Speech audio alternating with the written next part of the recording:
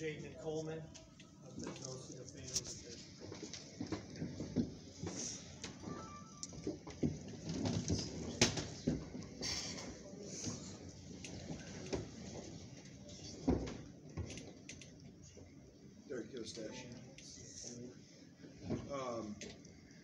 Really high-level basketball game. Man, I have so much respect for Tony. I have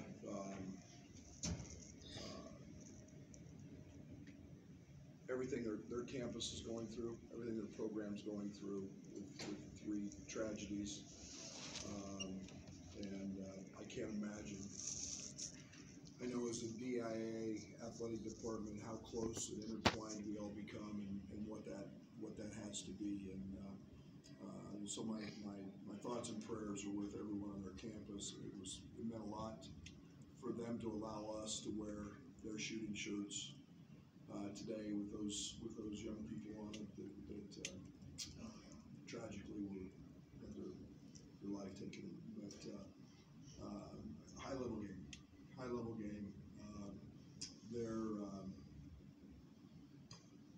That defensively, both teams were really dialed in. They forced us to make some adjustments. I think we forced them to even play small sometimes. But I was excited for the learning curve that we had today. We came out on the wrong side. We're up 2 with 3:27 to go or something like that, and we fouled the 3-point shooter. We maybe didn't execute the way we need to execute, but they did, and that's a tribute to them and their experience. But we will definitely grow from that, and we will definitely learn a lot and we learned a lot of that. I learned a lot. I made some mistakes down the stretch that I can't make, but that's I'm proud of these guys, and this is a Final Four caliber tournament and event that took place here. I think all these teams are going to have great seasons, and we're just blessed to be a part of it and learn a lot about ourselves as we move forward. And now simple task, just get better. Coleman, could you take the mic and talk about the defensive intensity? And this team is known as one of the best defensive teams in the country. Was it different from playing an average team? What was the last part you said? Was it different from what you've experienced before, more intense defensively? No, I don't think so. I think when we play teams that can post our guards up and take advantage of those switches, I think that's kind of what they try to exploit. We're switching on pin downs and things like that. They would throw the ball into the post, back our guards in. So I think those are probably like the only challenges with post ups, stuff like that. But other than that, I think our switching is going to be a problem down the road when we start limiting mistakes on defense. I think we're going to have the best defensive team in the country. So. Hey, Jayden. So Coach just mentioned obviously you guys fell apart a lot. What are one of the things that you're going to take away from this experience? This is like a great experience for me playing on this level, playing at a high level, and playing against a good team like that. And I feel like I'm just going to learn how to just execute down the stretch, like Coach said, and just stay solid on defense and just always continue to play hard. But mostly just continue to execute and always just do what we do. Coleman, what did you learn about your team playing 2 top 25 opponents, including going over the top 10 team, a team that's won a lot of games? Yeah, I think I learned we're right there with the best of them. I think we can compete with anybody in the country.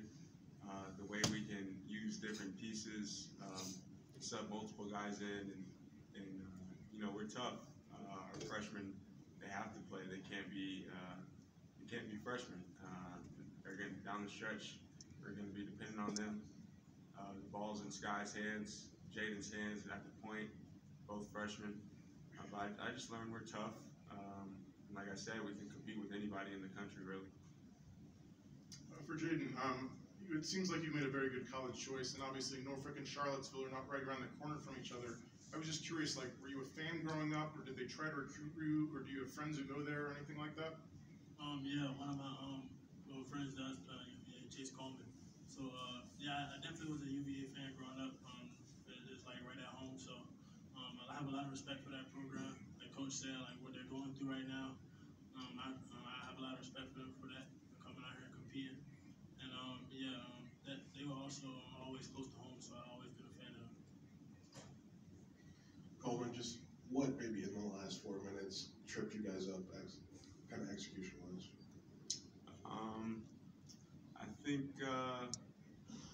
I think we all kind of just try to make home run plays.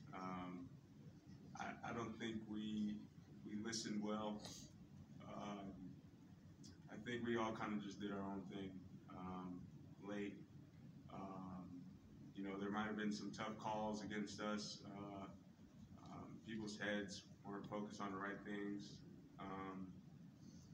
But at the end of the day, I honestly couldn't tell you what truly happened. It just kind of went to chaos down the stretch.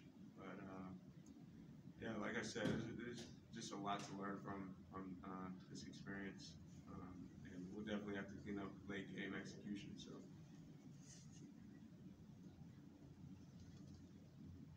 Jayden, this has been known as one of the better defensive programs in the country. What makes them difficult? What did you learn from playing against a defense like this? I would say they are defensively sound. The most thing that I learned was that they hard hedge, so how to play against hard hedges and how to play against a pack line.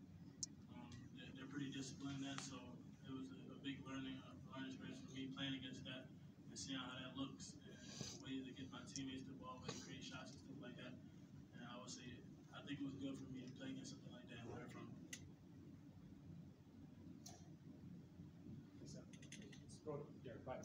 This last two for the players. Coleman, for you guys to be in this type of NCAA tournament situation, how can that help you guys going forward? What can you use this for down the road?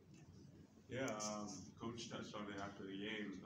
Just like even the timing of the games, we play one late Friday, and you play one early on Sunday. So who's in shape enough to go out and compete in both games, not just win one game and then you can't go out and perform Sunday and lose, because like you said, no one cares if you lose. You got to win it all. So down the line, just game times, quick scouting reports, quick turns, winning one game and not focusing on that one, focusing on the next one. So I think it's going to be really good for us down the line because I think this team has a really good chance of making it pretty far in that tournament. So.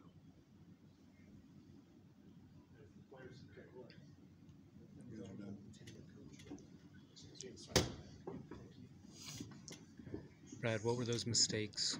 Hey, Brad, the disparity in the free throw shooting, how big a factor was that, and what did they do, I guess, effectively or however to get that many free throws? Yeah, it's something we've got to clean up. We can't foul. I'll see it when I watch the film. Again, I thought there was a few plays where we were pretty vertical and went up and maybe didn't go our way, but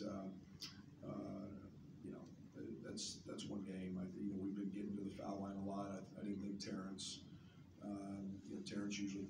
I think the game before we came out here drew 10 fouls, and he's a high-level foul drawer.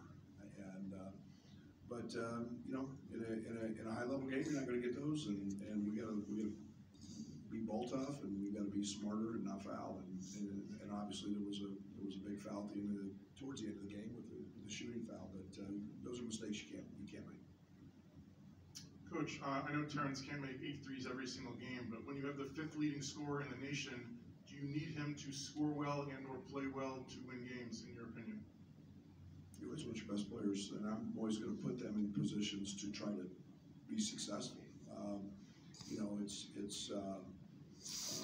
was a unique night. Terrence, from the free throw line, was very unique. And he's been a guy that's because you make a lot of threes one night, he can't forget where his bread is buttered, so to speak, and that's driving that thing to the rim. And opens the second half and just missed a layup. And he got really good looks and felt good about some of those things. And he's got to grow from this. We're expecting him to be really, really good, and we're counting on him to be really good. And good players don't have off nights in big games. It just doesn't happen. You hardly ever see that. And he's got to accept that role and become that guy for us. Coach, Dane Danger, over here, Coach. Dane Danger, I think he played just 7 minutes in the first half. Was there something you saw, or is it just saving him for the second half? Or? Great flow. I mean, we were getting, with Dane in the game, we played a little bit different. Tonight we had great flow. It was one of the challenges and one of the mistakes I made in the second half. Dane got us some easy baskets, but it got us out of flow. And, I set Matt too long. We were clicking with Coleman. We were getting cuts. We had ball movement, and it was not in any way effective of Dane. It was just what they did. We forced them to play small. And, they took their 2 7-footers out, which they hardly ever do. And, but we got everything we wanted in the first half with our movement. And so there was just one of those nights for him. And I like the way we were guarding and able to slip, so it has much to do with that end as the other. Right, obviously you scheduled this tournament to test your team, find out what you have. What did you find out against 2 very different opponents? Yeah, we're pretty good. We're going to be really good. And, the 2 teams that are playing right now are both top 10 teams. And, Virginia is one of the most experienced teams in the country. And obviously, you got a point guard who won national championship and leading them. So, they've got all 5 starters back. And we're right there. Our ceiling, we're not even close to it. And I'm still learning. 8 new guys. And I'm still learning, okay, maybe Terrence has an off night or somebody takes him away, where do I go? So I'm learning just as much about this group in the heat of the moment, but go hoop and play and compete and fight.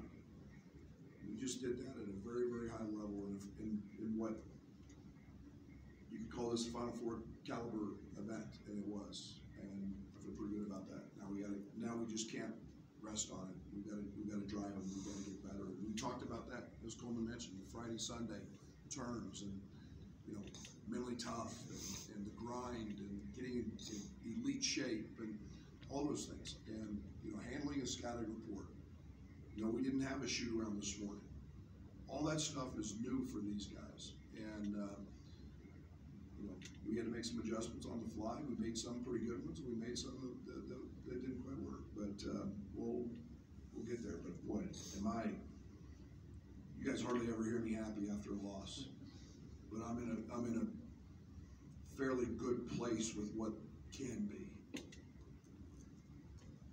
Right, I came a little late. I'm sorry for this, but obviously with what Virginia's been through, with what happened on their campus, can you kind of, and I don't want to diminish that by making it about basketball, but can you see in the way that they play that maybe it brought them together? They're playing with a new perspective, just kind of throwing themselves into it. I mean, maybe there's a connection between what happened and how they played here. Oh, I would be disappointed if it's not. I think that we talked about that with our team. They're playing for a cause, and when I was at Oklahoma State, Seth, we played in the NCAA tournament. The Michigan team that had the scare with the plane crash that had won the Big Ten tournament, and you get a little bit of a appreciation for what we get to do, and we get to go play the game we love, and because it could be really taken away from us, and it makes me nauseous. It makes me sick to think that that's happening on our college campuses within our athletic departments, and especially, I guess it happens anywhere, but a prestigious, university like the University of Virginia. So I'm sure they did. I'm sure they had a mission. Now I also know Tony's team's really good, and they don't need that. But I would hope that that's maybe brings a little joy to the 20,000 people, he said yesterday, that were at the funeral services and the solemnness that they're going through. So that stuff really bothers me, but I would hope it brings them just a little joy anyway. To see how your team played and responded, maybe two very different late game situations in these two games, just what can you take from that? Is that just maybe a bigger part of using these games? Execution. I mean, you got to, and again, in the UCLA game, we were able to get the ball where we needed to get it. We were, and Terrence made shots. It became a little more of an isolation game, and just moving. Today, I was probably as bothered by the defensive side as I was the offensive side in terms of executing, and yet we've got to be tougher. We've got to be mentally disciplined, dialed in. We came out of a timeout. Jayden Epps is going to be fabulous, guys, and just broke off a play. Didn't even run it the right way, and diagrammed it on. And those are all learning points. Those are all things we have to learn, and that's something that there's no you can do that in high school and get away with it because you're the best player on the court. Out here, there's real dudes, and those are all moments. Right, getting back to Jayden there, you clearly are trusting him with the ball late in games. What have you seen from him practicing so far this season to kind of earn that trust for you? Well, this guy are really good, and I had those guys in a lot down crunch time, but no, he was very effective in increasing their defense, especially their ball screens. We were twisting a lot of ball screens tonight, and if Jayden could get into the paint, he's been a very, very, very good finisher at the rim over size, but again, he missed a couple that he normally makes, and we don't want to discourage that in any way. But and then Sky's just been rock solid, and I got to get Sky, a little more assertive and aggressive. But we're in good hands with those two. Coach, in the late game execution offensively, I know you touched on that a little bit, but how much is it just trying to find who you guys are there, that identity, what you want to do there? Yeah, it felt pretty good after Friday night's game. Hey, we're going to get the ball to Terrence, and you go with your veterans, and my mind is, as you guys know, I lean heavily on the veterans, and tonight, in a game that TJ truthfully didn't have it going, I ran a couple of things to Jayden, and then we tried to get a couple post-ups for Dane. Dane got a great look. Ball didn't go in, but I've got to. It's on me. I set Matt too long. Matt's a guy who can go get a bucket, and I gotta get him in the ball game there. Hey Brad, so could you talk to us about the freshmen, specifically Jayden, and also with Sincere, just how they didn't have any fear in the moment this weekend? Yeah, they just love to hoop. They love to compete. They're both extremely competitive. Sky's very competitive. Ty Rogers is very competitive. Ty had a tough tournament. He got in foul trouble the first night and was better tonight. But all these guys compete, and they're about all of the right things. They're about winning. They're about us. And it's not here where they're out here trying to play for their draft status, or any of that. These guys are here. They're invested in everything we're doing, and they love their university. They love their teammates. And when you play the game the right way like that, you're going to find success. And are there going to be days like today where there's a speed bump? Yeah. And you grow from that. And it's next time, next man up, they'll make them. And that's what I like about this group. They're not going to play with fear, and they're going to cut it loose. With the defense, with your switching, Virginia seemed to, and both teams did a little bit, Virginia executed better with the slipping it and ghosting it, whatever they were trying to do against those. How do you develop? Is just communication there with these guys? Yeah, the first second half, I have to call a timeout because we just literally don't communicate on something we talked about at halftime. We knew that they'd go to the baseline, and the baseline runner is not a screen, so that it's not a switch. And we were trying to switch it. And again, scouting report, not having to shoot around, knowing that that's something in their bag. You've got to learn some of those things on the fly. That's where experience helps. A couple of those times it was veterans. It was RJ and Coleman and Matt once. So, you know, you've got to grow from those. I thought we hold one of the best offensive teams in the country to 30. What they shoot the first half? I don't know the stat sheet. 37%. And we did a lot of great things. They hurt us with second chance points, but I thought our defense was really pretty solid throughout for facing the teams we faced better. Brad, do an update on This that. last one. I don't know anything. He said it just was a stinger, and we'll see. I hope it's nothing beyond that. Brad. Thank you. Hey Brad, did you ask to wear those shooting shirts, or did they offer? Or we asked. We asked.